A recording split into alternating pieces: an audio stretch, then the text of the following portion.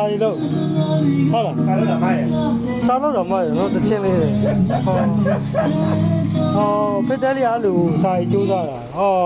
ကပလက်လေးရှိကြရောမဲရိုက်ပါဘူးသမီးကိုဘာဖိတ်သမီးချိုးချိုးကြာပြီပေါ့သမီးရဲ့ငါသမီးစာရီကျိုးစားတာဖေအားလို့ဟိုဖြစ်တဲ့ဥစ္စာကိုဖေအားကြည့်ပြီးသဘောကျတာ ဒီပဲပြရတော့ ငါတဲ့လေးကစာရီတားလောက်တာဟိုဖြစ်တဲ့ဥစ္စာဩတော်သေးရဲ့ဒါတော့မှမိုက်ပြတ်နေလို့နော်နှုံးဆိုဒီမိုက်ကမိုက်ကကောင်းတယ်မိုက်တယ်တော့မှပဲနော်ကာလာအိုကေဆိုပြီးတချင်းလေးလုပ်ရင်လုပ်ဟိုစာလုပ်ရင်လုပ်တော့တယ်နော်သိရမလားနော်ရှေးတရောကကားပြီးပါရဝဲဘာဖြစ်လဲ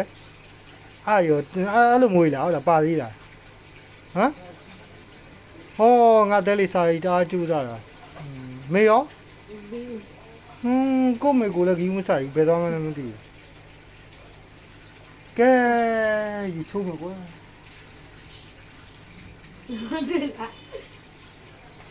ဘာတော့တဲ့ရဟမ်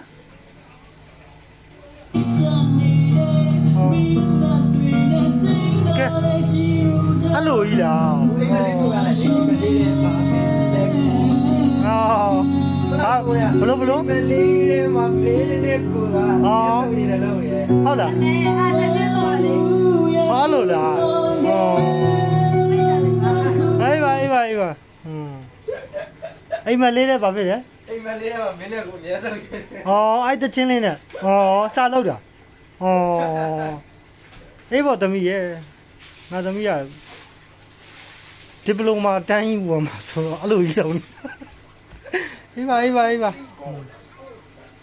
ကဲရေချုံးမယ်ဖေးရေချုံးမယ်ဖေးဝယ်စားရပြေညီမလေးရောဟောအိမ်ကိုမကတ်ဘူးအိုက်သားမီးရတော့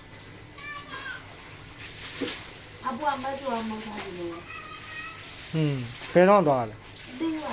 အေးဒါပဲ